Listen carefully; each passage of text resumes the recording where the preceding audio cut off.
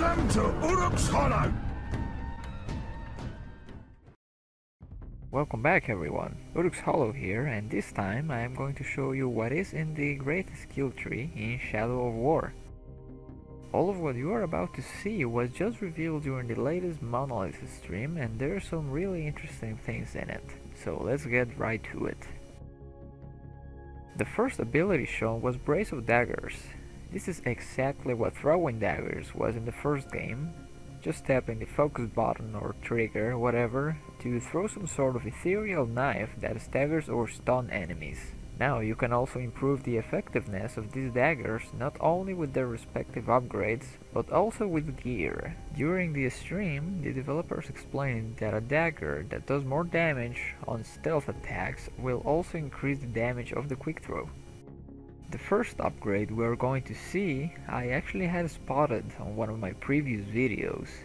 I had speculated that it could possibly be more damage, and that's kind of what it turned out to be. So with this upgrade, Throwing Daggers have a chance at causing critical strikes. So as we know from a previous stream, critical strikes deal more damage, unlike the first game in which they just raise your hit counter faster.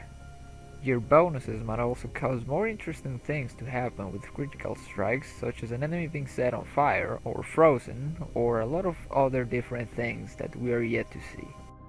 Once again, this is another upgrade I had spotted before and talked about how it was probably the quicker throw from the first game. That's what it is. You can throw 3 daggers in quick succession when you have this upgrade activated. The third upgrade for Brace of Daggers is Rain of Blades. We have seen this one a lot. Instead of a single thrown dagger for each press of the trigger, you throw 5 at once. I can see this one completely overshadowing the other 2, seeing as to how you can deal a lot more damage to a single enemy or stun a whole crowd at once. So moving on, we are now on a different ability. This time we got ELVEN Light. This is the new name for Wraith Flash from the first game, and it is pretty much the same ability. You can upgrade it with some elemental attacks, so let's get right into that. The first element you can upgrade ELVEN Light with is Fire. Not only this sets enemies on fire, but also leaves an area of effect on the ground that seems to last for a really long time. Fire can also spread further by enemies that walk into it. The second element is Frost. When this upgrade is activated, ELVEN Light will freeze enemies caught in the blast. You can follow up with a flurry attack on the frozen enemies if you have another ability unlocked. I'll get to that part in a minute.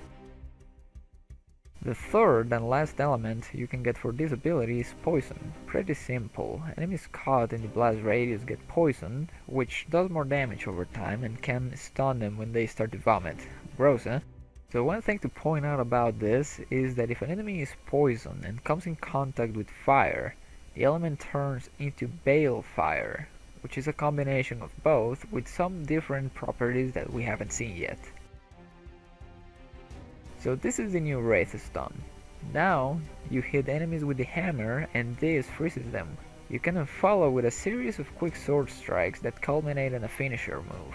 This is the ability I mentioned previously that you must have in order to be able to do flurry attacks against frozen enemies if you froze them with ELVEN Light. This is the first upgrade for Ice Storm. If you remember Wraith Blast from the first game, this is essentially that. When you stun an enemy, a cone is created that freezes more people behind the original target. The higher the hit streak, the bigger the cone. The second upgrade is Frostbite. The last strike of a flurry attack causes a critical strike. This sounds pretty useless if you ask me. This will probably just kill lesser enemies on the last hit instead of leaving them with very little health. But why would anyone use this upgrade when the next one we're about to see does pretty much the same but better? So this one is awesome. We got to see it once before. So what it does when active, the last strike of a flurry attack shatters the enemies and causes the witnesses to be terrified. This is pretty much what Wraith finisher Flurry did in the first game, and it works somewhat like a combat brutalize. Consume is the new name for combat drain. When might is charged, you can quickly reach out to an enemy and drain them, getting health back. If the Domination upgrade for Drain is active, this also turns the target to your side. The first upgrade for Consume is Chain of Souls. If you remember the chain abilities we have seen before, this is pretty much the same. When active, a bunch of Celebrimbor clones show up and start draining every target possible until your focus meter depletes or you completely stop. The second upgrade is pretty simple. When it is activated, a Consume move not only gets you health, but also increases your Wrath bar. And finally, the last upgrade for this ability is OLOG Lord. In order to be able to consume an OLOG, you need this upgrade. If you do not have it, you will need to use other methods to drain or turn these enemies to your side. Another ability shown was Treasure Hunter. This is more of a convenience than anything else. When you have it, you will automatically pick up Marion, gems, and gear without having to press the action button and wait for the little animation to occur. The first upgrade for Treasure Hunter is called Discerning Eye. This will increase your chance of high quality gear drops from Nemesis. This means you will be seeing more legendary and epic gear when you kill a Captain, War Chief, or Overlord. The second upgrade is Mindbreaker. It seems to be unrelated to the rest of the skills and upgrades. Basically, it shortens the time it takes to dominate from a distance by holding the drain button.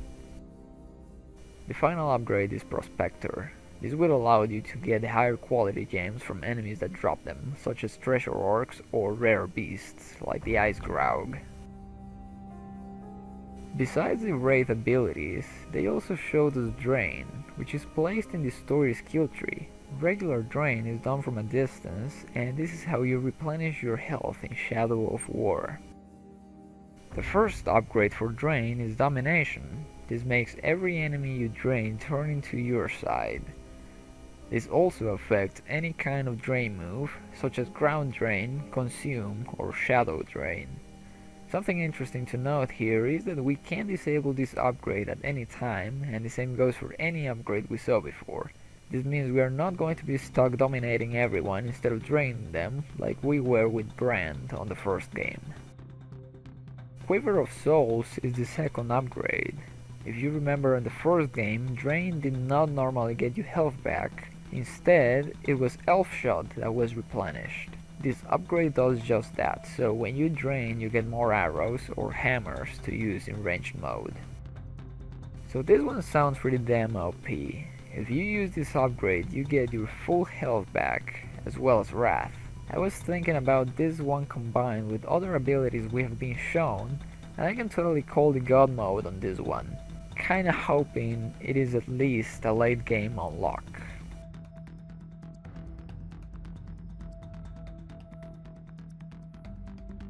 And that's it for what we were shown, but I got more news for you. A Shadow of War mobile game developed by Warner Brothers is being released in the near future. Yes, a mobile game. So before we continue, here's a quick spoiler warning for this thing and for the real thing too.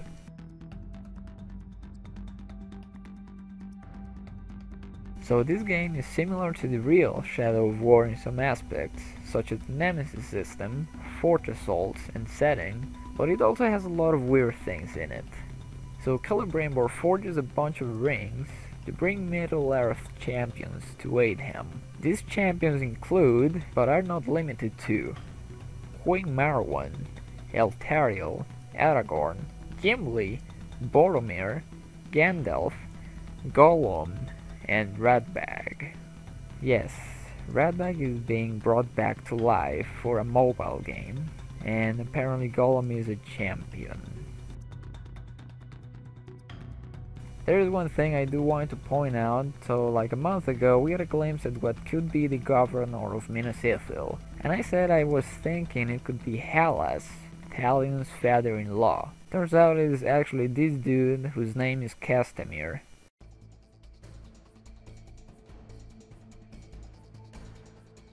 So I'll just say that don't take what happens on this game too seriously. I mean, just because Aragorn or Gandalf are in it wielding rings doesn't mean it's actually going to happen on the actual Shadow of War game. So think about that. And that's it for this time. As always, thank you so much for watching, and stay tuned here at Uruk's Hollow for so much more. I'll see you next time.